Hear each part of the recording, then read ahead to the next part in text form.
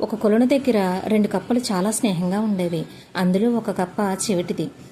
ఒకరోజు 2 కప్పలు గెంతుకుంటూ గెంతుకుంటూ పొరపాటున లోతైన గోతిలో పడిపోతాయి. అందులో నుంచి బయటికి రావడానికి చాలా ప్రయత్నం చేస్తూ ఉంటాయి.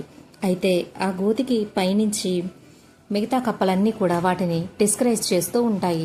మీరు ఇంత లోతైన గోతిలోంచి బయటికి రావడం అనేది సంభవం కాదు, అది అసంభవం, మీరు అక్కడే చనిపోవలసిందే అని అంటూ ఉంటాయి. అది విన్న ఒక కప్ప నిరాశతో నిస్పృహతో అక్కడే చనిపోతుంది.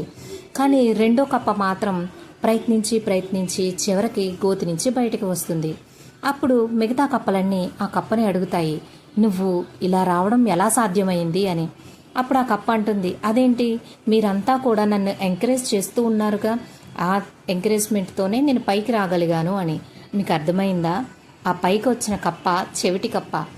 లోపల ఉండగా ఆ పైన ఉన్న వాళ్ళు తనని డిస్కరేజ్ చేస్తున్నారు అని అనుకోలేదు, ఎంకరేజ్ చేస్తున్నాయి అనుకుంది.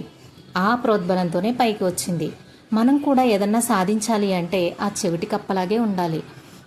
ఎంతమంది నెగిటివ్ థాట్స్తో మనల్ని వెనక్కి లాగుతున్నా వాటిని పాజిటివ్గా మనం తీసుకుని మన గోల్ వైపు ప్రయాణించాలి. అప్పుడే మనం సక్సెస్ సాధించగలం. All the best friends.